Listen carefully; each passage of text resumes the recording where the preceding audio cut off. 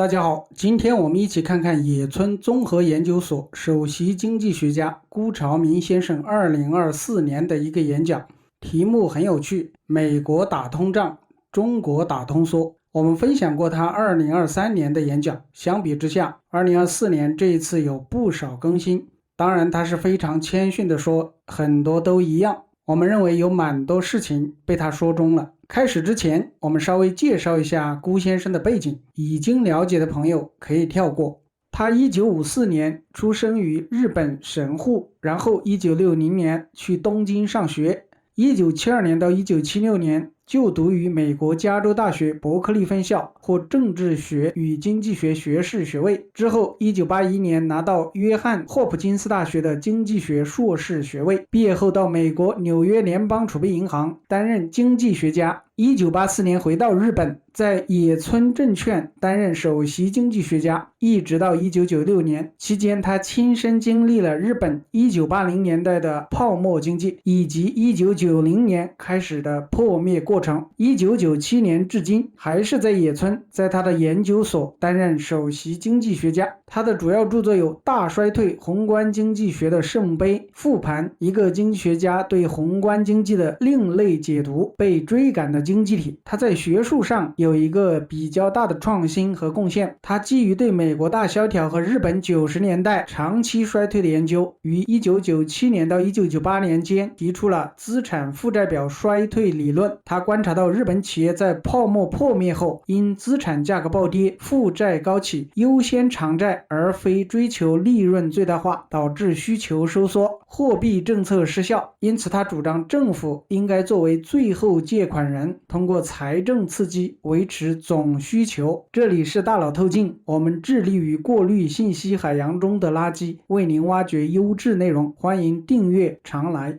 他说2024年政治的重要性上升。2024年全球政治事件如台湾大选、法国大选、英国大选、美国大选，对经济的影响远超2023年，成为关键变量。非常明显，大家都感觉到了贸易保护主义情绪上升。他说自由贸易在理论上总体有益，但当贸易逆差持续，输家群体扩大，可能导致保护主义情绪上升。辜先生是去年7月说可能，现在2025年7月，我们回头看，关税战打了几个月，就已经是确定了。他说美元长期过强，削弱了美国制造业竞争力，导致就业流失。东亚国家需重新审视美元强势的可持续性。言下之意就是美元不能一直强势，要跌了。又被他说中了。大佬透镜查过，美元指数去年7月是105到106，现在是97到98。他还表示，台湾通过有效货币与财政政策维持货币基础，货币供应和信贷同步增长，避免了资产负债表衰退，经济表现优于日本、美国和欧洲。大佬透镜补充一下，台湾2024年经济增长了 4.3%， 是亚洲4小龙里面最好的，比新加坡的 4.0% 还高。我想这个数据是非常可信的，不像有些地方的数据真的无法分析，就像有些饭馆烧出了的菜，你不知道它放了什么佐料，实在没有办法下口。日本方面，股市创新高，实际劳动人数创历史新高，劳动参与率非常高啊。他说女性和健康老年人也加入了劳动力市场。日本资产负债表修复基本完成，日本大学生比中国大学生幸福多了。如果参考日本这个邻居走过的路，中国要到这一刻可能还要很多年。而中国经济面临巨大挑战，房地产市场泡沫破裂，房价下跌幅度可能被低估。我们认为辜先生这一点特别准确，房价下跌幅度可能被低估，尤其是今年刚刚过去的5、6月份的房地产数据出来后，大家都吓到了吧？真的很可怕。他说家庭储蓄耗尽后倾向重建储蓄，加剧了经济衰退。再次说中了啊，现在的通缩、内需不足、内卷都是家庭在重建储蓄或者经济衰退的现象，地方财政赤字已高，难以推出足够大的刺激措施。没有错，都知道地方债是天量，人口下降削弱房地产市场复苏预期。是的，现在普通人都知道没有小 baby 来接盘买房了，预期一旦形成很难扭转，各种问题似乎都到了积重难返的阶段。好，要点我们就分享到这里。接下来是辜朝明先生演讲的完整版，有兴趣的朋友请继续。大家也可以点击评论区链接，直接到财讯官方频道欣赏。如果我们的内容对您有帮助，请帮忙订阅、点赞、转发。大家好，我姓辜朝明，我想要用中文给这个演讲。是因为我是日本生，美国长大的，我的中文非常不好。如果我用中文的话，恐怕那个内容是1/3或是1/4，所以我想我还是要用英文做这个演讲吧。Okay, so much for that. When I was preparing my slides for this year, I realized that quite a few of them are same as the slides I prepared for you last year. And what that means is that, at least to me, all the factors that I shared with you last year is still true this year. But does that mean we're going to have the same year this year compared to last year? And my answer to that is probably no. And that's because the politics are so much more important this year than last year. Last year, for example, this year we started with a Taiwanese election right here in Taiwan, which was watched by everyone in the world. And then we're going to have, we had a French election just now. We're going to have a British election going on. We're going to have American election quite soon. And all of these are likely to have large impacts going forward. So before I get into the charts, I'd like to mention a few things about political developments that I think we should be aware of. I'm sure many of you have seen the debate between Joe Biden and Donald Trump last week. And many of you probably thought it was a pretty horrible performance on the part of Joe Biden. And when I was looking at it, I was flabbergasted too. Oh, the guy's basically finished, I thought. But after second thought, and then the CNN also carried this program of him delivering rally just on, the following day. And in the following day program, for those of you who saw that, you probably were shocked to find out that Biden is still very powerful, very alive, very much in control. So what's the difference between his debate performance and what he did in the rally? It's almost like two different persons completely. And my interpretation of what happened in the debate is the following. If you notice, Donald Trump never answered the questions that were posed to him. Not only that, he had so many facts that were not true. I mean, so many arguments that were simply not true. CNN, for example, their fact finders found out that there were at least 30 non-truths in Trump's statements. Now, if you are debating someone like that on the stage, and if you're Mr. Joe Biden, you know, Joe Biden, maybe not the greatest president in the US history, but he's a very decent person. And if you're a decent person arguing with someone who is completely ignoring all the rules of the debate, saying something that were not true at all, right after another, I think you find it very, very difficult to debate this person. I mean, I think Joe Biden was flabbergasted by his opponent's performance, that he could be talking that kind of nonsense for that long. And I have a similar experience myself, actually. When we were debating policy in Japan, it's almost 20 years ago now, such a long story. This very influential commentator later became one of the ministers of the Japanese government and the Koizumi government, argued that, well, I was arguing as because I thought Japan was in balance sheet recession, private sector cannot borrow money, government has to borrow money to keep the economy going. He came out and said, but the government has too much debt, government cannot borrow. Private sector has too much debt, and therefore private sector cannot borrow, and therefore the Bank of Japan has to do more. And when ordinary people hears that, you say, well, the government cannot do it, and therefore the central bank has to do more. Sounds pretty reasonable.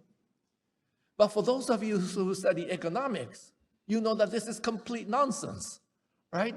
Because for monetary policy of the Bank of Japan to work, someone has to respond to the central bank's policy, borrow the money and spend it.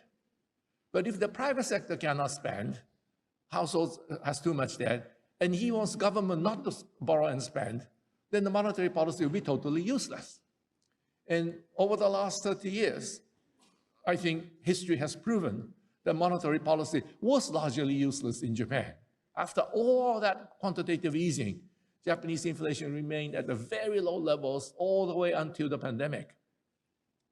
But when you are debating this guy, and suddenly he comes out with a statement like that, what are you supposed to do? Are you supposed to take apart his argument and explain that without either public sector or the private sector must be borrowing money to keep the economy going? That takes a long time to explain why that is the case. So I was kind of lost. I said, oh my gosh, what am I going to do? I'm continue to make my points or to argue against this guy's argument. And that's when you get lost. And I think Biden was in exactly the same position. If he didn't argue back, then people think what Donald Trump said was true. But if you do go back and try to argue, then you are in his pace, and you have to take apart this, a little that. You don't look very strong in your arguments.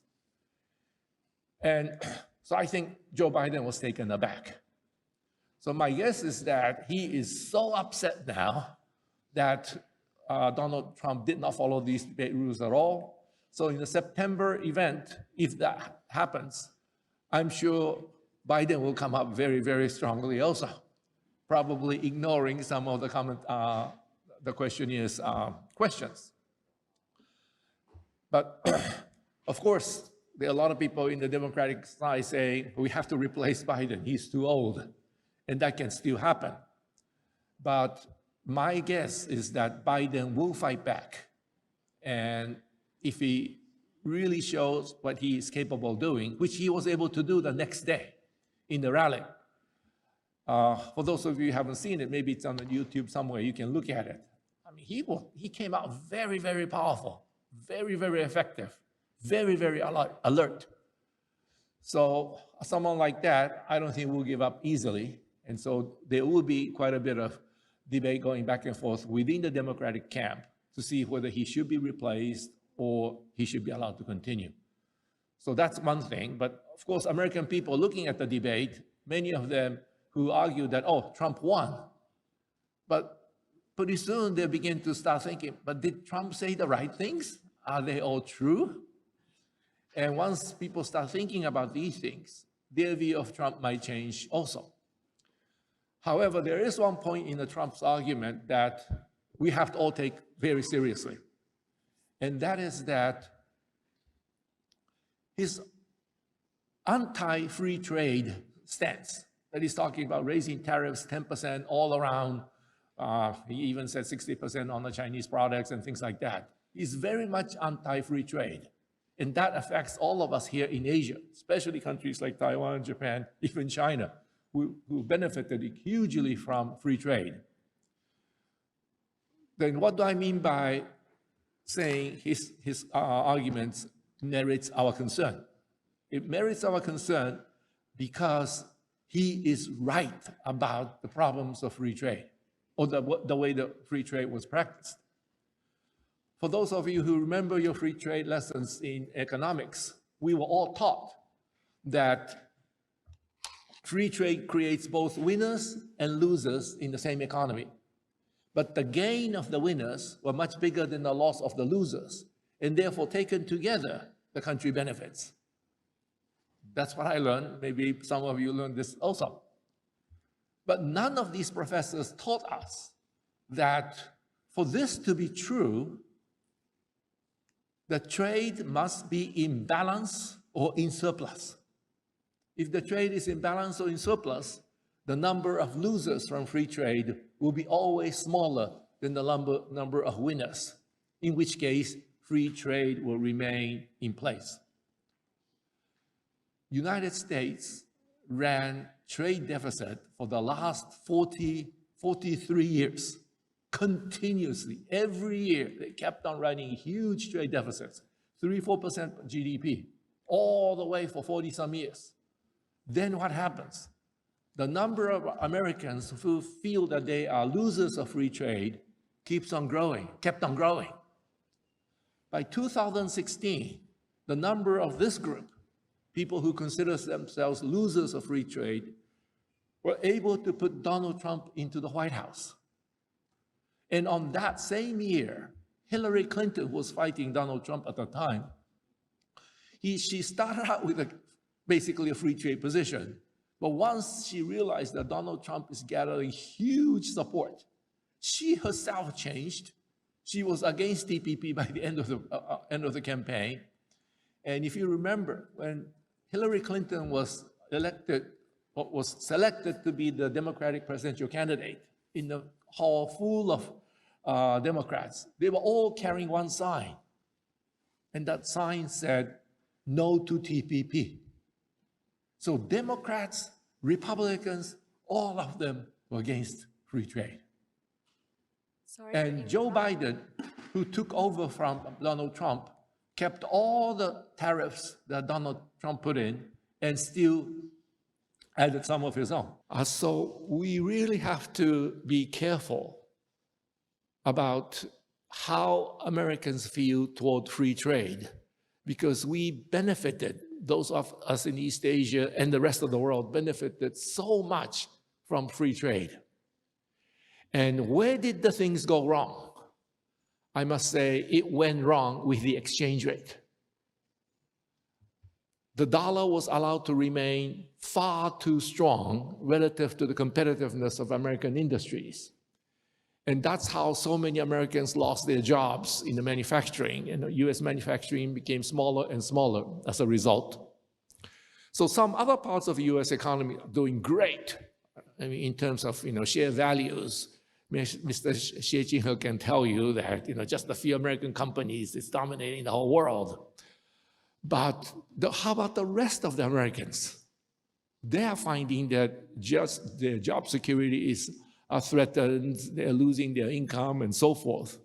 So all of us in East Asia and the rest of the world will really have to look at this problem more carefully and to see whether allowing dollar to remain so strong is such a good thing or not. And if Americans cannot help themselves, those of us in Asia might have to do some of things by ourselves. For example, countries around this region will collectively move the exchange rates higher, which is what happened during the Plaza Accord of 1985. Something like that may be necessary to keep free trade still very much in place, because that is what led to this great economic growth for mankind. And the last thing I want to talk about politics, I don't want to get into too much of it, is that what's happening in Russia, I think, having a huge problem, huge influence for the rest of the world. By the end of last year, I think US and China were actually coming closer together. I mean, there's a huge suspicion on both sides.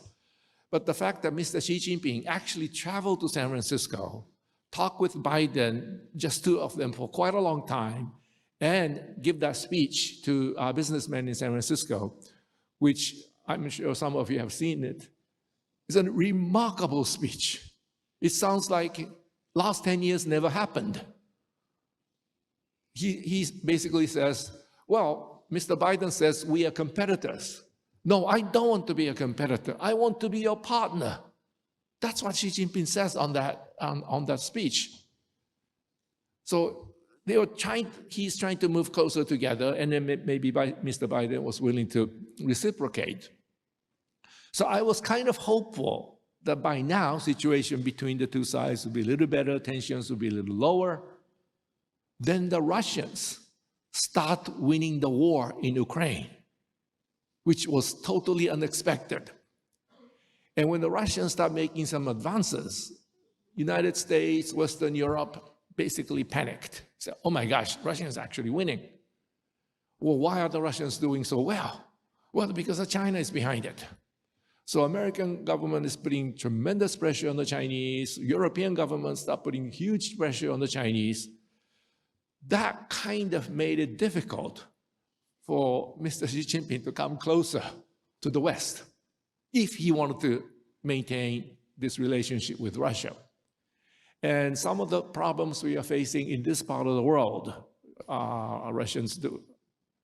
Chinese doing all sorts of military exercises against Taiwan, against Philippines, I think has a lot to do with the fact that Russians are making advances in Ukraine. Well, put it differently, if Russians were not making advances, were actually kind of in a retreat, I think situation in this part of the world would have been much, much better. So we really have to be careful of, Ukraine is so far away from us, but something that happens to Ukraine, then affects China, then affects us.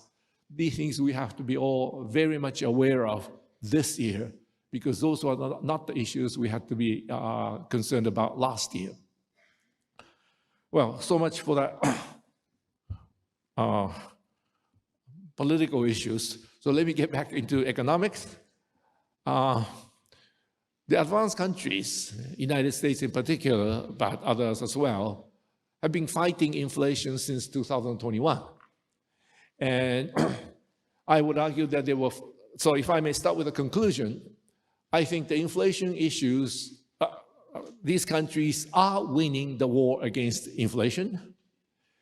2 out of 4 factors that brought us inflation are largely behind us. There's 2 still left, but the other 2 are already behind us in my view. So what are those 4 factors? 1 on demand, 1 on energy, and 2 on supply. 1 on demand is that after pandemic, all these countries or the businesses reduced their inventories during the pandemic, not knowing when the customers will ever come back after the lockdowns. But once the pandemic was over, everybody wanted to increase inventories all at the same time. 1 or 2 companies trying to increase inventory is not a big deal. But if everyone tries to increase inventories at the same time, there'll be a huge increase in demand or orders relative to productive capacity at the time, and that increased prices in no small way.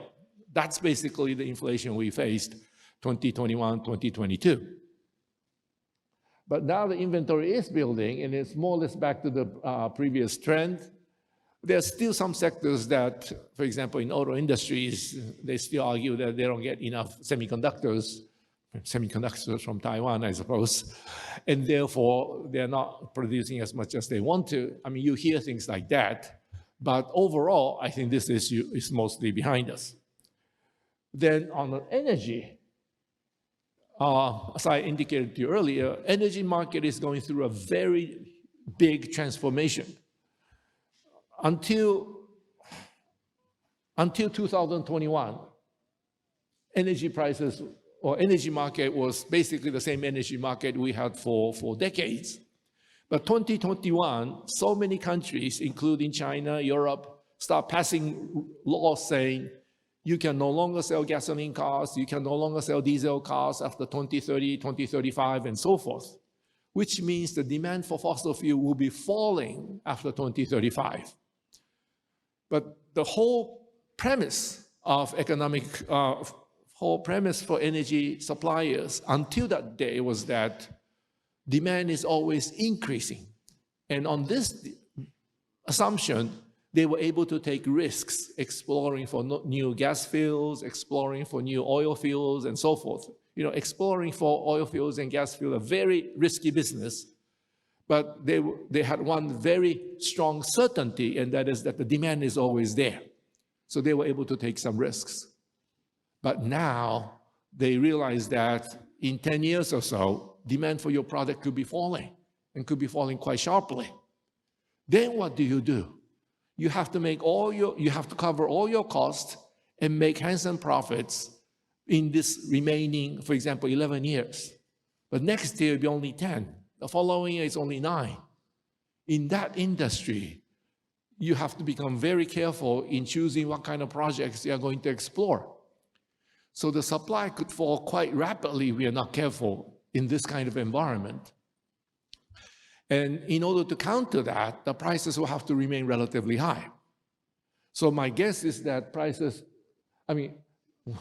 the prices we saw during the Ukraine war was, of course, totally out of whack. But my guess is that energy prices will remain high and might have to continue to remain high to make sure that we do not run into supply shortages and to make sure that renewables can come in. If energy prices remain at these very low levels, there's only so much energy, only so much renewables that can come in. But if energy prices remain relatively high, more renewables will come in, and we will be able to stop this global warming. So for both policy reasons, that is to say, encourage more renewables to come in, and to make sure that there won't be real supply shortages, my guess is that energy prices will remain relatively high, and that will be inflationary for all of us. And on the supply side, I think there were two problems. One is those that are directly driven by pandemic. There are too much orders coming in because everybody was trying to rebuild their inventories, but the supply side cannot meet all these demands, and the prices went up sharply. That problem, I think, is largely behind us. But there's another problem here, and that is about the labor market. So many countries laid off workers very rapidly during the pandemic. And when you lay off that many workers all at the same time, like 20 million people lost their jobs in the United States. And then when the economy begins to recover, you try to call them back. But if it's just one or two companies laying off workers, many of the workers will stay in your area, stay in industries nearby, and then they will be able to come back and work for you again. But when 20 million people lost their jobs all at the same time, none of them have this luxury of staying in similar industries, in the similar geographic location, waiting to be recalled back to the original companies. They all scattered all around the countries. And so when they tried to recall them, they could not get the people with the same level of skills anymore. It was like labor supply curve shifting to the left if you adjust for skill levels. So the number of workers are there, but the quality of those workers dropped very sharply during those year and a half when they could not work in the industries they were trained to work in. And that increase in wages, which of course turned out to be very inflationary, these are the wage growth, and these are the countries that laid off workers a lot. The wages went up very sharply in those countries. This problem, I'm afraid, will be with us for maybe another year or two. Because human beings cannot just become computer engineers. You cannot make steel workers into computer engineers or computer engineers into steel workers. These things take a long time. And so my guess is that this part of the problem will be still with us for another year or two. But overall, I would say we are making good progress toward inflation. And we should be entering a world that existed before 2021 at some point, except in Japan. Now, I know there's a huge interest in this part of the world, outside Asia, even the United States and elsewhere, about Japan today. Japanese share prices are all-time high now.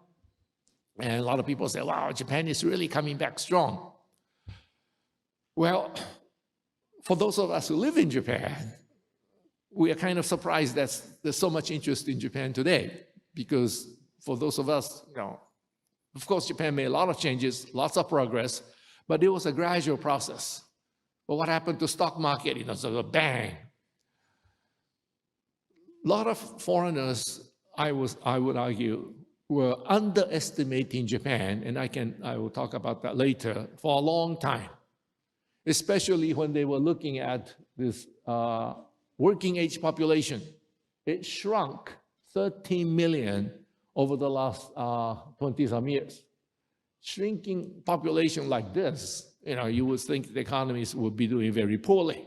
And that's the argument a lot of people used. But when you look at the actual number of people working, which is this red line here, it is actually at all-time high. So where's this population problem?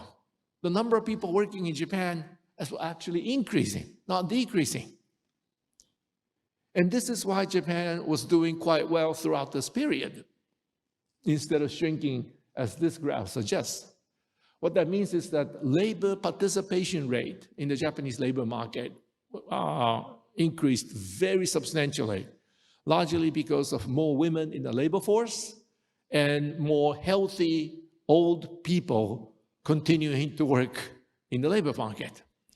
So for those two reasons, the number of workers working in Japan is at all-time high. So demographic is not the issue why Japanese economy slowed down. It was more the balance sheet problem, not a demographic problem. So that's the good part of the story. The bad part of the story is what? Well, these two lines can never cross, right? The number of working age population can never be less than the people actually working. What that means is that the labor market in Japan is becoming tighter and tighter and tighter. So in a lot of industries, they are no longer able to find workers. So they have to raise prices or just get out of that activity altogether. So what that means is that, at least for Japan, labor market-driven higher wages will be an issue going forward. It's not necessarily bad, because if the labor market is really short of workers, wages will go up and people will have much better income. But this will have impact on Japanese economic growth going forward, and inflation could pick up in Japan from this source, not from the sources that I mentioned to you earlier. Now, then are we going back to the world that existed before 2020, before the pandemic? And my answer to that is yes, I think we are going back to that world, because those factors that brought us deflation are still with us. And for that, I believe there are three factors involved, two on demand side and one on supply. The demand part is what I call balance sheet recession. And you heard me about this all the time, so I'm sure you got sick of it by now. Balance sheet recession happens when people leverage themselves up during the bubble. And people, because they leverage themselves up, you end up with a bubble. And then the bubble bursts, all the liabilities are there. As the prices collapse, people start repairing their balance sheets all at the same time. And when people start repairing balance sheets all at the same time, there will be excess savings in the private sector that can become a leakage to the income stream, and the economy start shrinking.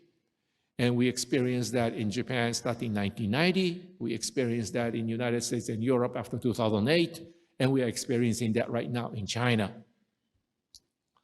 But this process of everybody paying down debt, well, at some point, you keep on paying down debt, at some point your balance sheet is balanced again. And I'm happy to tell you that Japanese balance sheets are all repaired. Most American balance sheets are in good shape. European balance sheets are not as good as the American ones yet, but they are in the process of being repaired. So the balance sheet problem, the physical balance sheet problem, is largely behind us. Balance sheets are repaired. But another point of the balance sheet recession is that repairing balance sheet is a very painful process. I hope none of you had experience like that, but if you are one of them, and you have to continue pay down debt every year. Once you finish paying down debt, you say to yourself, I will never borrow money again. I don't want to see bankers again. Oh, sorry, there's so many bankers here, but that's what typically happens for the people who have to go through this balance sheet repair. Sorry. And as a result, even in Japan, which finished repairing balance sheets more than 10 years ago, people are still borrowing much less than they are able to borrow. In the United States, same thing. In Europe, same thing. They are not borrowing as much as they could borrow relative to the level of interest rates. And as long as, and this is a kind of a trauma, right? Psychological trauma. Balance sheet is already clean, but they just don't want to go through the same process again, so they refuse to borrow. Americans who lived through the Great Depression, which was a balance sheet recession back in 1929, they never borrow money until they died because the experience was so bad. We have that now in Japan, we have now in Europe, and we're going to have that in China too. What that means is that household sector is saving, but the corporate sector is not borrowing. So there's always this excess savings within the economy, and that's what causes the deflation. So people are not borrowing money, and when people are not borrowing money, government has to borrow money. Because in the national economy, someone is saving money, someone has to borrow money to keep the economy going, right? In the usual circumstances, central bank will bring interest rates down and to make sure that the number of borrowers and number of lenders will be equalized. But once people are traumatized or we have balance sheet problems, you bring interest rates down to zero, people still refuse to borrow. And in that situation, you cannot tell the private sector you have to borrow, especially if the private sector still has a balance sheet problems. Then the government has to borrow. But we were all taught, in our universities days that government borrowing is a bad thing. In Taiwan, there's a rule that says government borrowing cannot go beyond certain amounts, right? Under ordinary circumstances, when private sector is maximizing profits or have no trauma toward debt, then of course government should not borrow. But once in a while, when when the private sector falls into bubbles and balance sheet recessions, government must borrow. But we were not taught that, and therefore lots of governments refuse to borrow, especially the European governments after 2008. And that's why European economies struggle for so long. Then the government told the central bank, hey, we cannot borrow, so you do the hard work. But as I indicated to you earlier at the beginning, monetary policy works only if there are borrowers out there. If there are no borrowers, central bank monetary policy doesn't work at all. Central bank raising interest rates or lowering interest rates, it's just a transfer of income from debtors to the creditors, or from creditors to the debtors. The amount of gain on one side is exactly equal to the amount of loss on the other side. So it should be neutral. Only if people respond to this lowering or raising interest rates by borrowing and spending more, or borrowing less and spending less, it's this part that works on the economy. But for that, you need to have borrowers. And if there are no borrowers, central bank policy doesn't work. So as a result, we ended up with a deflationary situation in Europe, United States, and Japan since 1990. I'm afraid this problem is still very much with us because of the trauma. They just don't want to borrow, even though their balance sheets are repaired. And this may take quite a while to really overcome. The other factors that brought us deflation was, of course, globalization. It makes more sense to invest in Vietnam or Indonesia or Bangladesh than in Japan or United States or even Taiwan in some cases. So in those cases, companies are maximizing profits, balance sheet is not a problem, but they're not borrowing in the country. They're borrowing over there because what they need to invest in Vietnam is a Vietnamese currency, not Taiwan dollar. And so many companies are doing that. These companies are all maximizing profits. But domestically, household sector is still saving, corporate sector no longer borrowing because all the borrowing is happening somewhere else. And then you end up with the same problem as a balance sheet recession, and you end up in deflation. I'm afraid that is still with us because there's so many other countries that are trying to take factories from advanced countries or even from China in Southeast Asia. And once products are made over there, they're imported back to the original countries, and then that adds to deflation as well. So these factors are still here. And when you look at that in terms of numbers, this is how the numbers look like. These numbers in the middle, on the orange areas, shows how much savings private sector is generating as a percentage of GDP. And this pink area is from the Lehman crisis to the present period. Lehman crisis to 2 years ago, when interest rates are still zero in most countries. And you see for United States, number like 6.38, Japan 8.24, and then for Eurozone 5.03. These are ridiculously large numbers, right? Because this period, most of the countries had zero interest rates. They should be borrowing 6% of GDP, not saving 6% of GDP. But that's how serious the balance sheet problems they faced were during that period. Especially if you compare with the numbers to the right, to the left of them, that's the good times, the bubble period. US was saving only 2.65%, Japan 7.42%, Eurozone only 1.21%. So even though interest rates are much higher here, savings were hugely more once the bubble burst. And where are the numbers now? So if you look at the numbers to the right, US is 5.09, Japan 6.28, Eurozone 4.75. Still, it's not as bad as before, but still a big number. So I would argue that the factors that brought us deflation is still with us. Oh, by the way, the numbers for Taiwan, but Taiwan, because it's a large export country, and Taiwan has been running large current account surplus, you end up having these big numbers. And that's a little bit true with Japan as well. So as a result, all these actions by the central banks in Japan, United States, and Europe failed to produce results. These three lines, sorry to use the same chart every year, but I think this is still very valid in understanding what's going on. The top line is monetary base. That's how much liquidity the central bank put in. The second line is the money supply, how much money we get to spend in our bank accounts. And the third line is how much money the banks lent out. And if you remember your economics, we were all taught that these three lines are supposed to move together. Central bank increases monetary base by 10%, money supply, credit increasing by 10%, and that did exist until 2008, Lehman crisis. Then the central bank at that time run by, this is a US case, Federal Reserve, Chairman Bernanke said, wow, Lehman crisis is so bad, they increased monetary base, QE1, QE2, QE3, almost 400%, but other two completely decoupled, money supply grew gradually.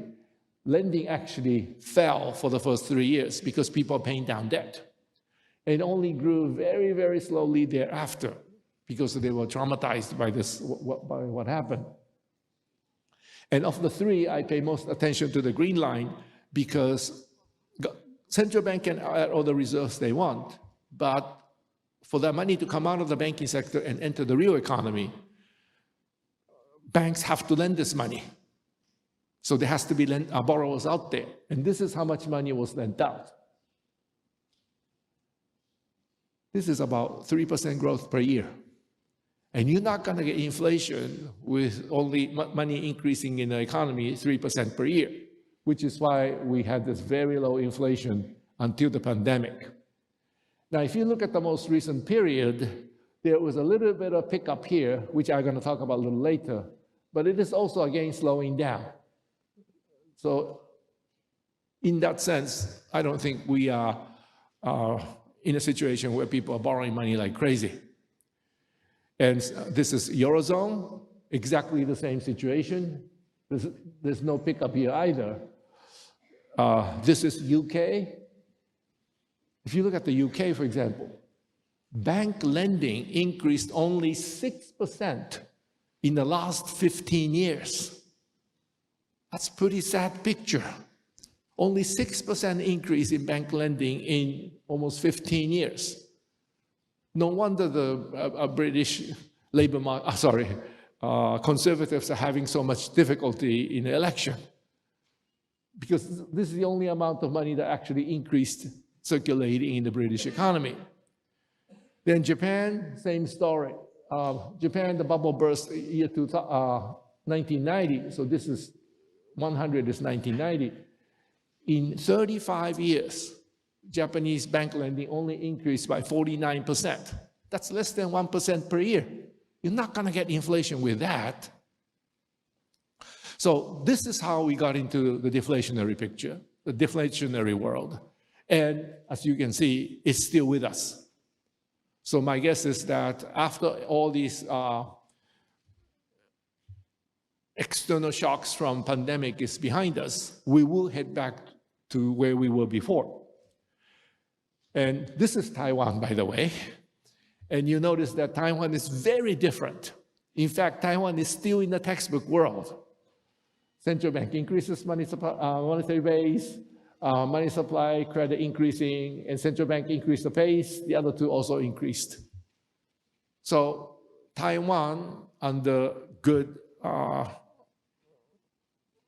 policy making, central bank and the government, Taiwan avoided all these crazy things that happened with Japan 1990 and the US and Europe after 2008. And I hope this will continue because this is good. This is how the economy is supposed to operate. But if for any reason housing bubble burst in Taiwan or something, then we might enter the kind of balance sheet problems that Chinese are having these days. Then, there's one more point that we have to cover, and that is that this is the magnification of what happened after 2020. So you saw these numbers already, but this is a magnified picture of it. And this is Taiwan. Taiwan is growing very nicely, as you saw. And this is the US, this purple line. There was quite a bit of pickup here for the United States. It's growing at almost like 11%, 12% per year. And that's what shocked the Federal Reserve. And the Federal Reserve suddenly shifted from deflation fighter to inflation fighter. Because if bank lending,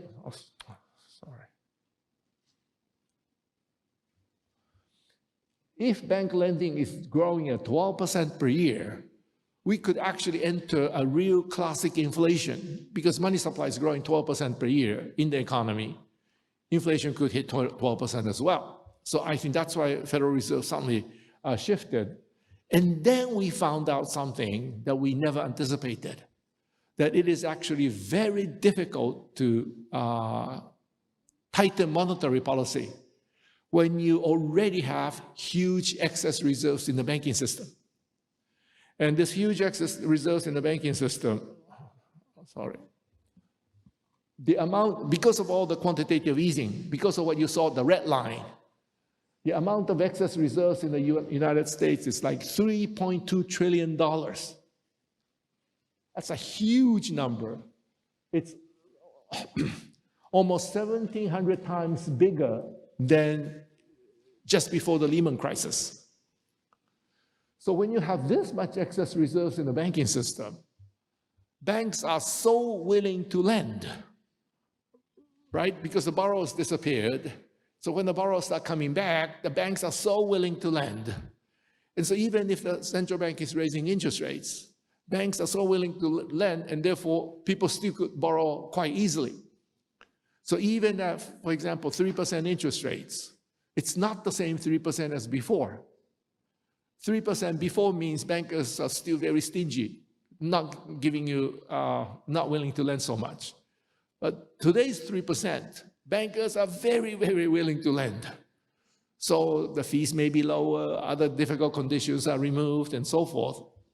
As a result, Federal Reserve raised interest rates to 5%. US financial condition is still quite loose. And this chart shows the Federal Reserve policy rate, and the other one is how tight the US money financial condition is. That is to say, how difficult it is to borrow money.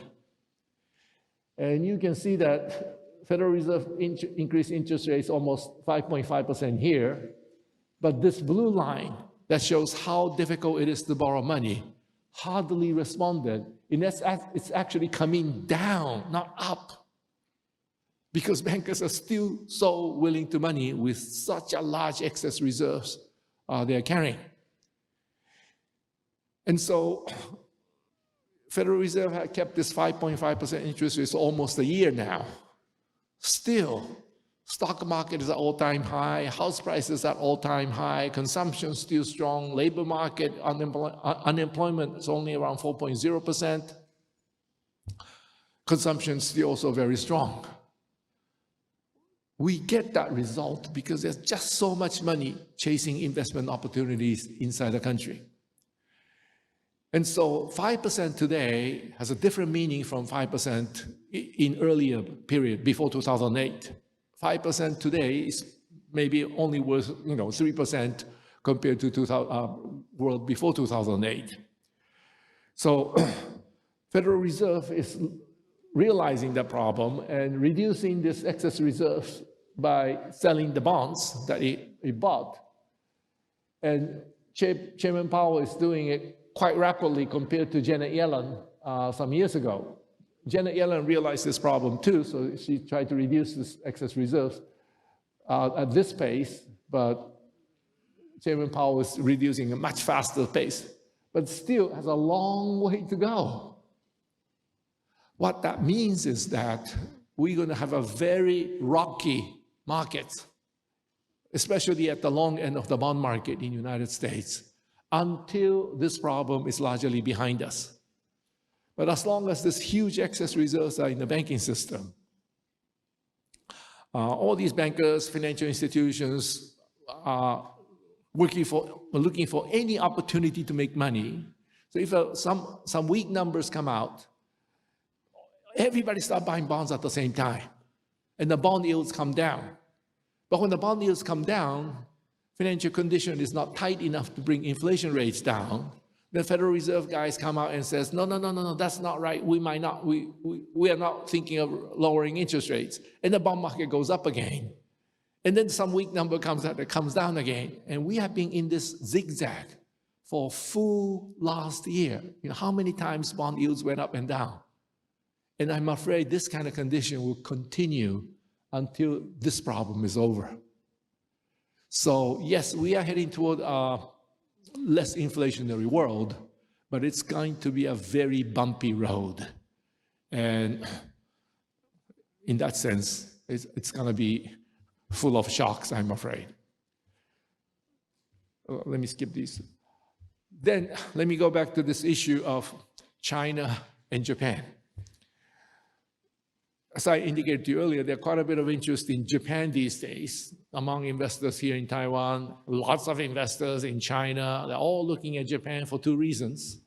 One is that Japan seems to be recovering, so it's interesting opportunities. And for the Chinese, Japan is kind of an experience to be learned so that Chinese won't make the same mistake Japanese made 30 years ago.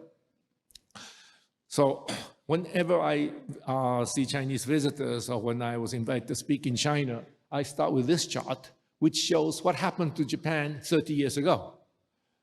So this pink chart, pink line shows what happened to Japan's commercial real estate. And Japan's bubble was led by commercial real estate, not by housing. And it went from 20 to 100 in 5 years. So prices went up 5 times in 5 years. So you can imagine what a crazy bubble that was. And when prices all went up, people felt rich, spent a lot of money, so GDP also went up very sharply. Then the bubble burst, came crashing down 87% nationwide. And I tried to imagine that. For example, in Taiwan, that means Taipei prices down 87, Zhanghua down 87, Taoyuan down 87, Keelung down 87, Kaohsiung down 87, Tainan down 87. What kind of economy you think got left in Taiwan with asset prices down 87% nationwide? Then you look at Japanese GDP. It never fell below the peak of the bubble. This line is the peak of the bubble. It was always above the peak of the bubble after experiencing asset prices down 87% nationwide. The amount of wealth Japanese lost was equivalent to 15,000 trillion yen. That's 3 years' worth of 1989 GDP.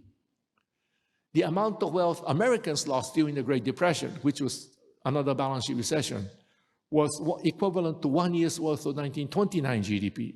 Japan lost 3 years' worth This is what happened to US GDP. US lost 46% of GDP. Japan did not lose anything.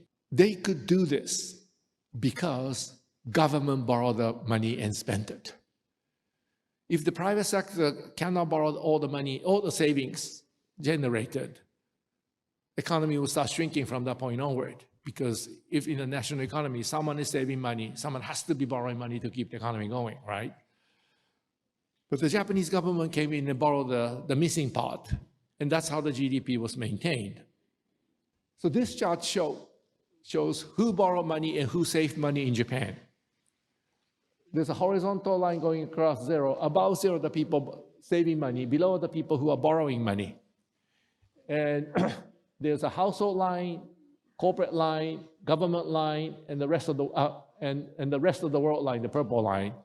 And if you add the four lines together, you're supposed to get zero. So it shows who borrowed the money and who saved the money.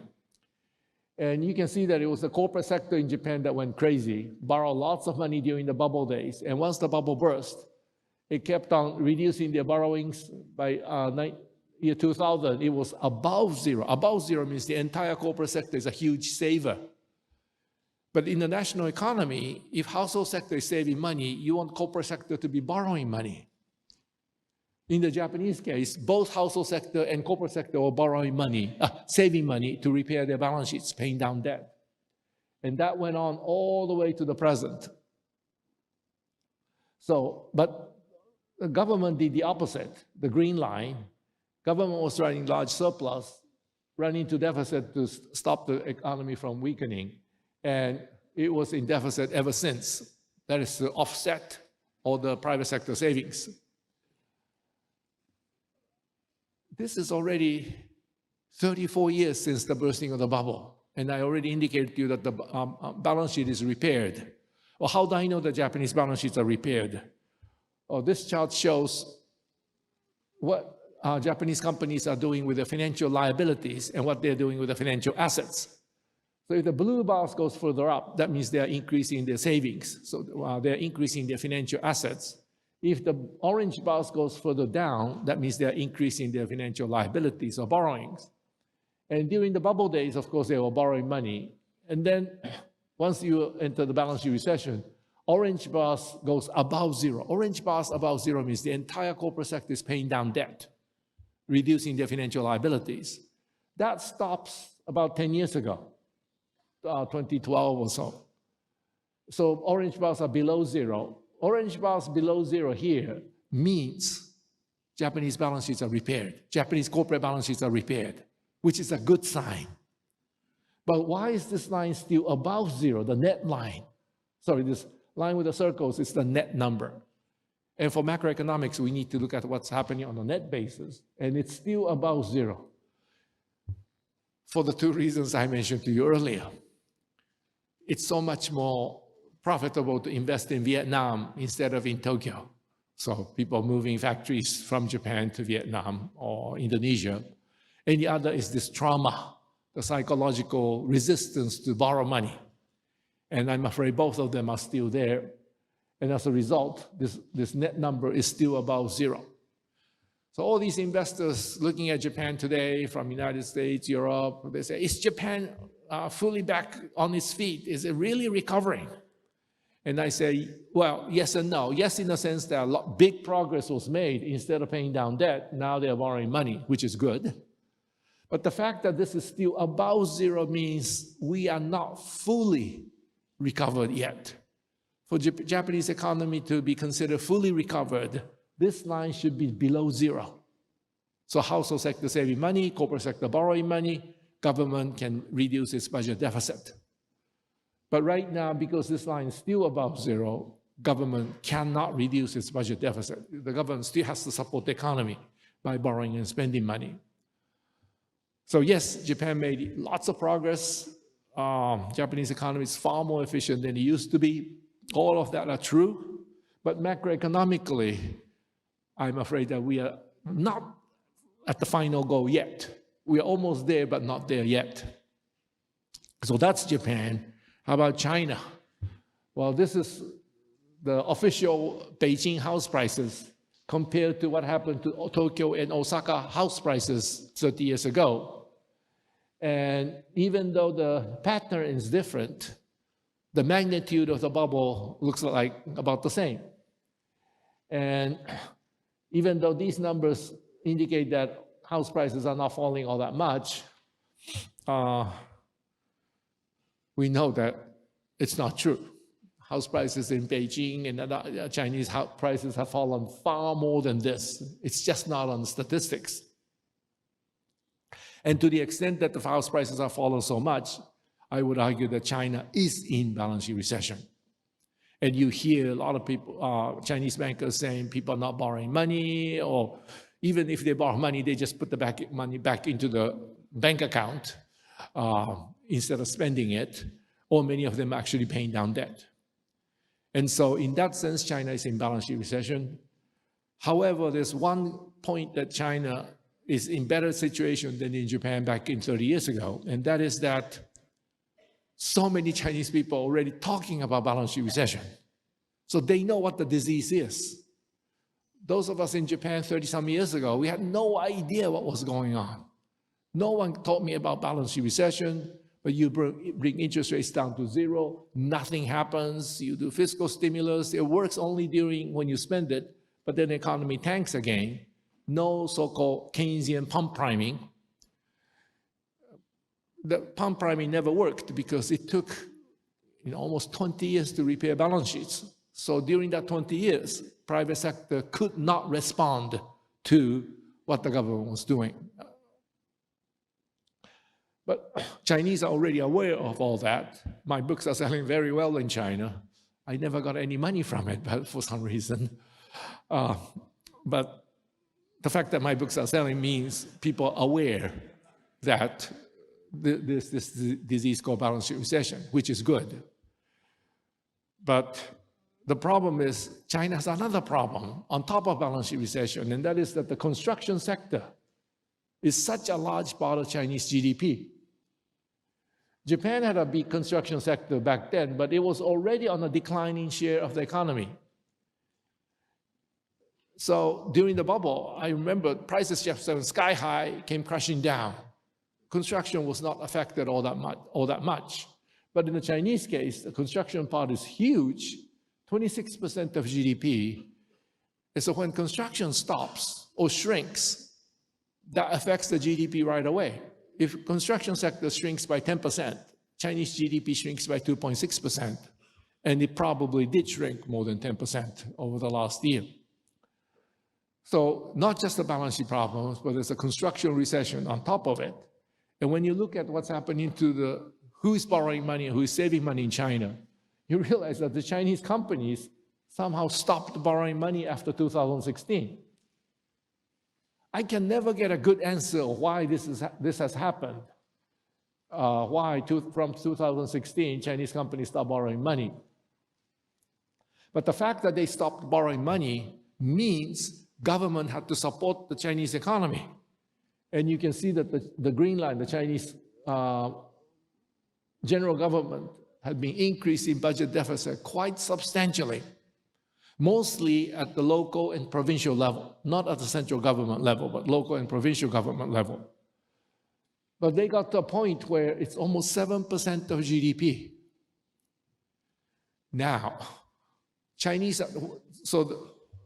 one of the reasons why the Chinese government has not come up with a large enough fiscal stimulus to fight balance sheet recession is because of this. If even before the bubble burst, even before balance sheet recession, if the government is running a budget deficit 7% of GDP, and if you have to do, let's say, 5% GDP worth of fiscal stimulus to fight balance sheet recession, then the total deficit will be 12% of GDP. And even those people who understand that you need fiscal stimulus to fight balance sheet recession will be shocked when you hear that you need 12% budget deficit. I will be shocked too if I see this number. So that's one of the reasons why Chinese government has been very slow in coming out with a large fiscal stimulus. But if they don't put in the fiscal stimulus to cover this thing, because, I mean, we don't have number for 23 yet. China, just like Taiwan, is very slow in coming up with the statistics. And so we don't know exactly what happened last year, but my guess is that they probably borrowed even less. The private sector. So that's a big problem why Chinese government has been very slow in coming up with a fiscal stimulus. The budget deficit is already so large. Remember, government was running budget surplus, so it's easy to go into deficit. But the Chinese government running huge deficit already before balance sheet recession began, then they have to increase this even more to fight it. And China, of course, have this middle income trap. I'm sure you have heard of this term before. If you are the lowest cost producer in the world, all the factories from around the world will come to you. And China was the lowest cost producer in the world for at least 2 decades. Remember when Deng Xiaoping opened up the Chinese economy, per capita GDP was only $300 per person per year.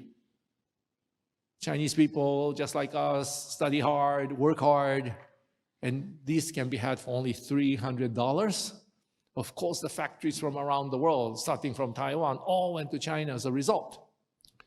But now, per capita GDP in China is $12,000. And there are a lot of other countries that are offering lower wages, just as good infrastructure and so forth. So factories are moving from China to Indonesia, Bangladesh, sometimes even India, Vietnam. Even Chinese factories are moving now. So you get stuck in this middle income trap if all these additional investment stops. And this is a very difficult trap because only 4 countries really, or 3 or 4 countries actually passed the middle income trap. Japan, Taiwan, South Korea, Singapore, that's about it. All the other countries are stuck in the middle income trap. So Chinese government should really think about how to go through this middle income trap. But apparently, we don't see many policies directed to address this issue. And finally, the population. As you know, Chinese population started shrinking last year, just as the bubble burst. And this is a very big issue, for China, because for the Chinese real estate market to recover, people must believe in the narrative that from this point onward, real estate prices will go up, and therefore it's okay to borrow money to buy real estate. But if population is shrinking from that point onward, it's very difficult to come up with a narrative or justify that narrative that land prices are actually bottom and it's not going up from that point onward. And so I usually don't pay much attention to demographics as an explanation for economic developments. But for China, I'm afraid this is something that is have a very large impact. And of course, geopolitical confrontation with the West. Because China sided with the Russians, it is alienating Western countries, but the West account for something like 58% of global GDP. Per capita GDP is over 60,000. So that's where all the rich customers are for Chinese products. The non-West, which is Russia, India, South America, and so forth, that's about 25% of global GDP, but per capita GDP is only 13,000, which is no higher than the Chinese own GDP. So if Chinese lose this market and only left with that market, I won't be surprised if the Chinese businessmen refuse to increase their investments at home. Because even if you enlarge your factories and increase your productive capacity, there might not be market for those products if the Western markets begin to shut down on the Chinese products. So putting this all together, I think Chinese are facing far more difficult problems than the Japanese faced 30 years ago. both Japan and China face this issue of a balance sheet recession. And on balance sheet recession alone, China is ahead of Japan in a sense that they already know what the disease is. I mean, we in Japan had no idea what the disease is. So we were very depressed and very worried. But unfortunately, the policy part of the Chinese government has been very slow because of the huge deficit that they already carry before the balance sheet recession began. And then there's a construction recession that Japan didn't really have to worry about. And furthermore, Chinese businesses stopped borrowing money starting around 2016. And of course, there may be many reasons for why that happened. Middle income trap, all these regulatory changes suddenly in China. Recently, China just announced that those of us in the financial market can only be paid a certain amount, that anything goes beyond that amount will be taxed or be looked at and all of that. You know, these regulations come out of nowhere and usually announced in the evening of a night before. So when that happens, you know, everybody's taken aback. A lot of people end up losing lots of money. And, and of course, population decline. And one other issue that when I'm talking to Chinese people, either in Japan or in China, I often ask this question. During the pandemic, a lot of advanced countries, Taiwan, Japan, United States, give a lot of financial support to the households, to the companies. China didn't do any of that. So all these companies and households had to weather lockdowns and all sorts of things with their own savings. And of course, Chinese people save a lot, as you saw in the earlier chart. So they had a lot of savings, but they were largely depleted. And those who couldn't pay anymore, of course, all went bankrupt. But for even those that survived, the savings has been depleted. So once the economy begins to normalize, the first thing many of these people wanted to do is to rebuild their savings, right? To where they think is safe again. But when everybody starts rebuilding their savings all at the same time, you get into a balance sheet recession from the asset side, not from the liability side, or not just from the liability side, from the asset side. Because if everybody's increasing savings, that reduces the demand, and you end up in a balance sheet recession as well. So, and there's no statistics on this issue, so I have to ask these people that come to see me or when I'm speaking to them in China. And when I mention this issue, all these people there say, So they're doing it.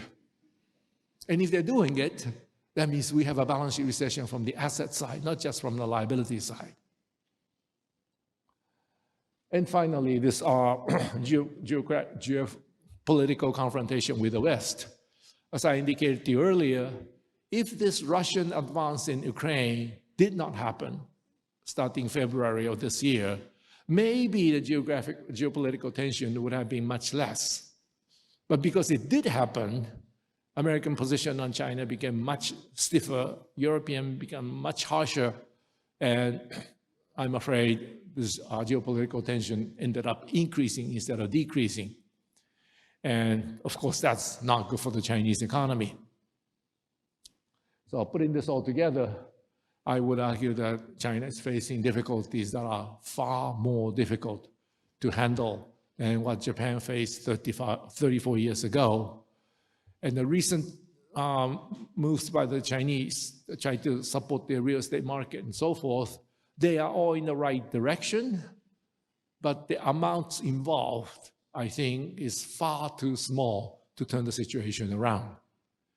And so my guess is that China will remain, Chinese economy will remain pretty weak going forward. I'm sure government will do a lot of things to make sure that it doesn't completely collapse, but it's not going to be the engine for economic growth for the world or for this part of the world anytime soon, given all the problems they have. And one Chinese commentator told me that, you know, when China has a problem, we have 3 stages of response. When domestic problem is very bad, but Chinese government does not want people to pay too much attention to these problems, they go after movie stars, the singers, and artists, and so forth. And they go after, those movie stars. But when the economic problem or domestic problem gets even bigger, they go after the Japanese. So Japan gets somehow bashed left and right. When the problem is really big, they go after Taiwan. The fact that they're coming suggests to me that their problems are very big. Thank you very much.